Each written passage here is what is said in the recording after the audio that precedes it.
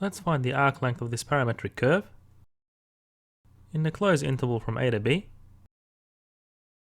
and noting any point in this interval on this continuous parametric curve can be described by x and y, where x and y are functions of the parameter t. And the parameter t is in AB. So designating the length along the curve as delta s, and the horizontal and vertical dimensions as delta x and delta y. So we can write the following relationship using Pythagoras' theorem.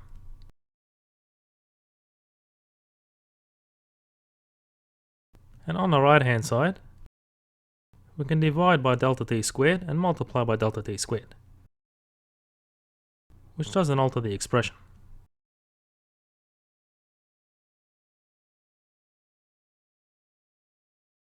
And now we can factor out delta t squared and take the square root of both sides.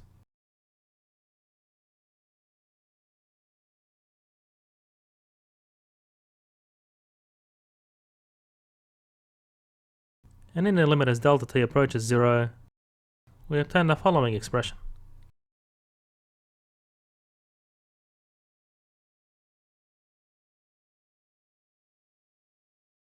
And if we integrate both sides with this equation, along the length of the curve on the left hand side, and on the right hand side, we integrate with respect to the parameter t. And this gives us the length of the parametric curve between a and b, or the distance that a particle travels along the curve. Let's show that the circumference of a circle is 2 pi r using the following parametrization.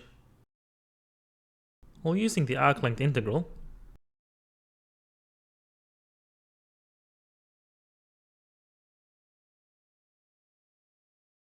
where t is between 0 and 2 pi for a circle. So we integrate from 0 to 2 pi,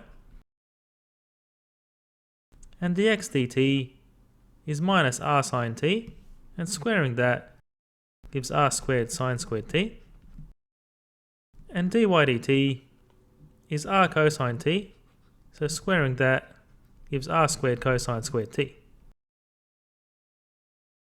And now if you factor out r squared and use a trig identity, you get the following integral.